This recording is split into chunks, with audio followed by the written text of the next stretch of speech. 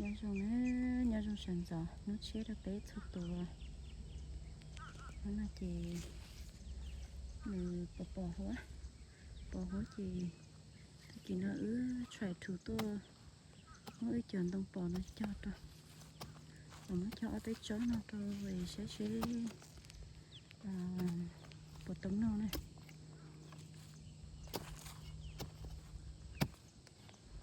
mình tôi khơi khỏi đâu có gì cũng mà đi cho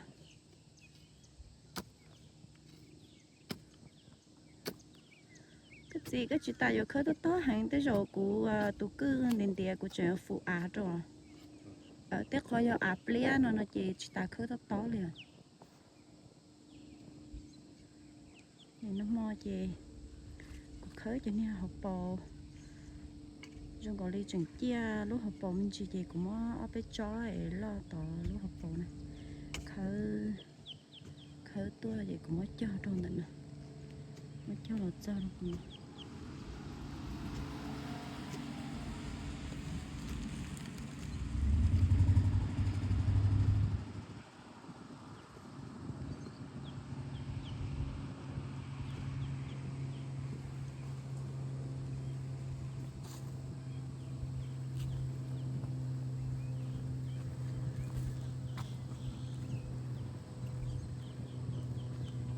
tôi biết tôi yếu nó chị cũng tôi cho sẽ theo tôi cho thế rồi của cô tôi yếu nên tôi cho là theo thế gì mới cho sẽ tôi cho chị mình đi cho mình cho lực thành tôi lấy cái tên được tôi là nói nó chọn đông nương chỉ tốt bỏ đấy chọn đông chỉ tốt bỏ và cho bên nói cho tốt bỏ đấy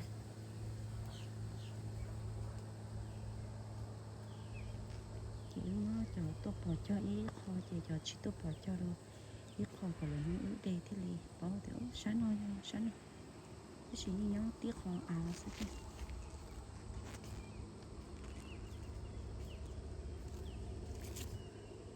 bên nó nói chồng lông xuống dân ta thôi chị khá sáng lui trong nó số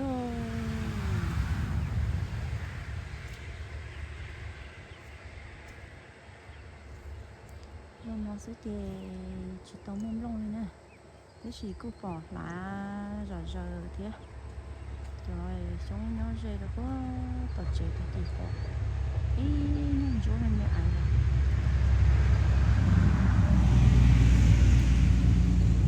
cái nhớ là dây kệ nói chết kệ lần trỏ liều nên lắm luôn này bây giờ mà mới cho tôi sẽ ít là sẽ tôi cho nó chỉ mà đi đặt cá nó thay đồ của nó đồ cái sấy nó thì cái mà đặt cá cần gì nữa ít leo á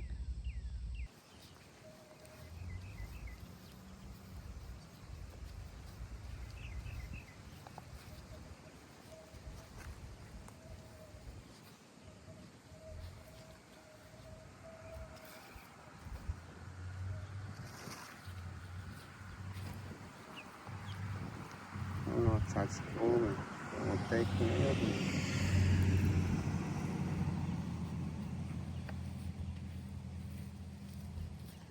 cái cho tao cho lại cho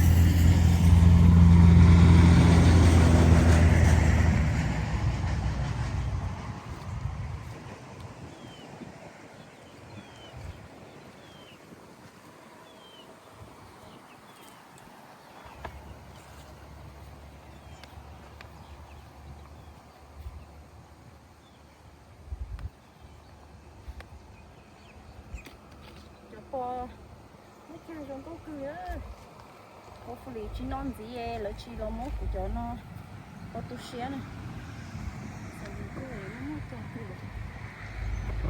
lý cho non đồ đó chỉ một cho non ta có thể tao đeo dạ cho nó thế cái này cho nó thế cho nó cho cũng mất tới một tay ạ dạ nếu mà ở bên chỗ qua chọc ba cho cái dưới tứ tô đi đấy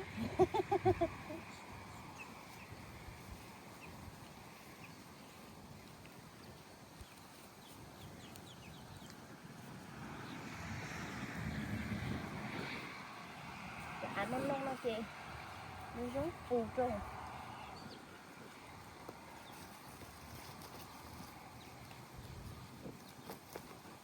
cho dù tôi muốn chọc có nó sụp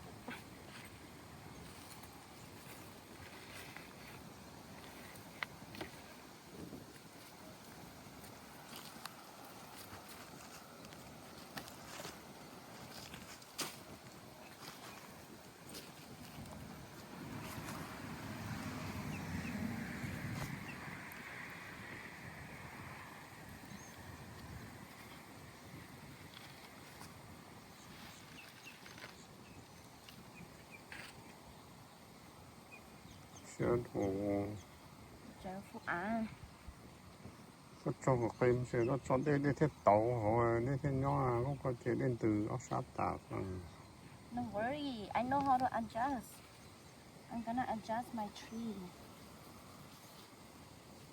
cho còn balance cho của cho bé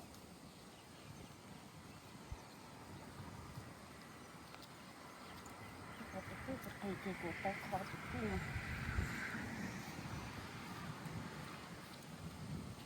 tôi xem coi thấy cái án non đông đó thu của trẻ khó cho nên chưa chứ chứ ở cái tôi hồi thì để nó cho sinh dục ủa vậy cái gì tống nó có tôi thấy tôi phải đọc nó nó to chứ tụi này rồi sao chó cha chưa chưa chó nữa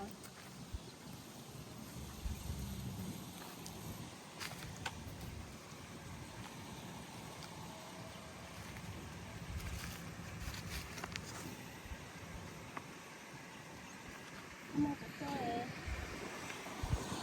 nói là có tên tiếng anh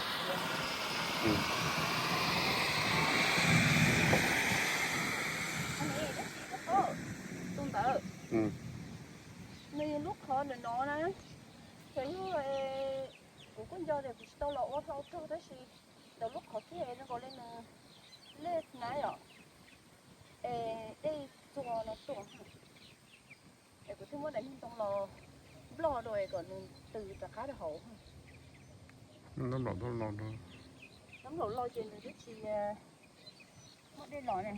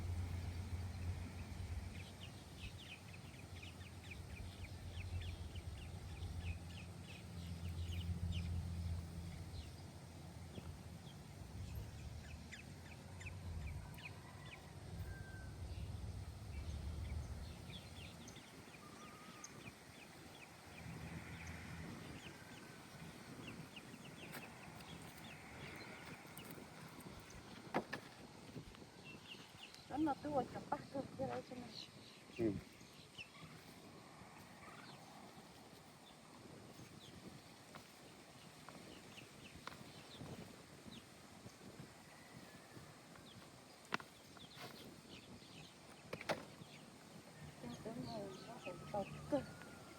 cái không suy khai ngọt tạt thế làm à dạ mình mua á đâu rồi nè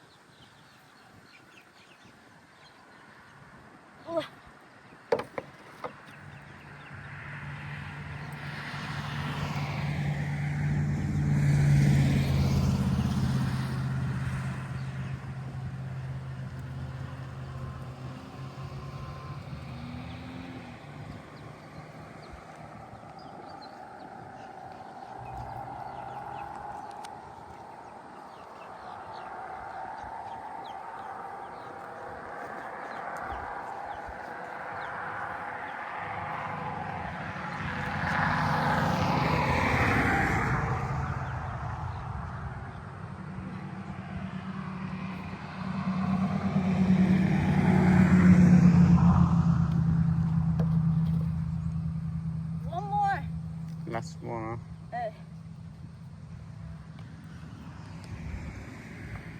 muốn chỗ tôi xí nó thế này chỗ toàn chỗ này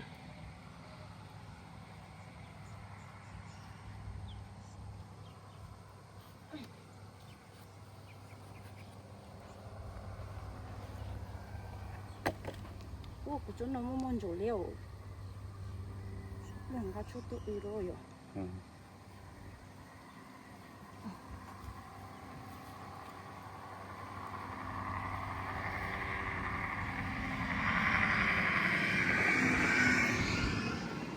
Chúng ta lâu lo về dù sát tế dù cát lâu. Ồ, cái shit tết Nhiều có thôi rồi. gì cũng khớ con nó khá phổ tạp Là chị cho thôi cái kỳ này.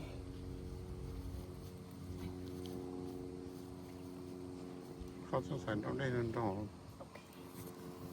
phải con nó lên lông ra chỗ nó còn đạt gì không Này chân nó. Chân nó đi đón tàu này. Hey, all done.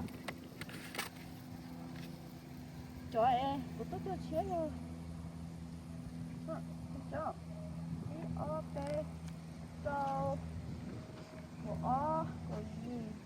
Này của plau. Này chỉ nữa cho này của xa. Này của xa cho. cũng đâu cơ à chế mua để ạ xuân gì mà cái là mua xin thế Mình muốn chuyện đại chứ không có. Riêng tôi tế tan thôi hả. Chứ phải cho nó có đại. Có chỗ đâu có đại bạch đi. Dạ. Cái gì tội. Một kho. Có lâu rồi. Không